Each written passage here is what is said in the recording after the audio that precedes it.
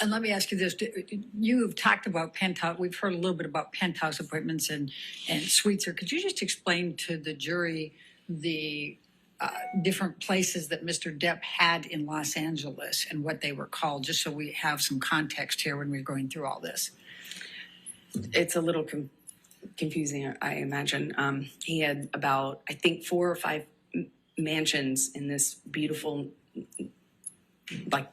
border of Beverly Hills and West Hollywood. And they were all on a cul-de-sac. And we called it Sweetser, because that was the name of the street. And there are 5 houses, I think 5 houses. It could be 4, all, effectively, he had the whole street.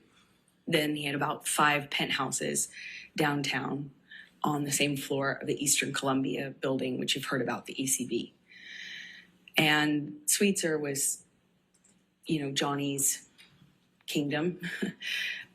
One of those houses was like a whole house was his man cave. It was a studio, and it was where he made music and hung out.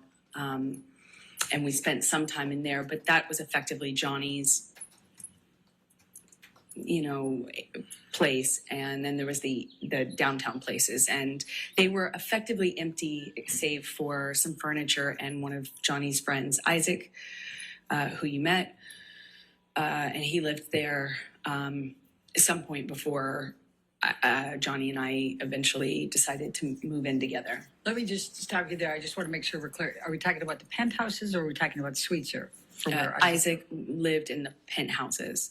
Okay. The rest of them were pretty much empty. And my best friend, who I was very, very, very, very close to, went through a breakup, and he very kindly insisted on moving her into this penthouse. And of course, she said no for the first few times, but he insisted and said they were empty and he would love to have her move down there. And he very kindly moved my best friend downtown. Problem is, Rocky? Yeah, okay. Rocky Pennington. But the problem is it's like 30, 45 minutes from West Hollywood, where my place was, which we call Orange at the time.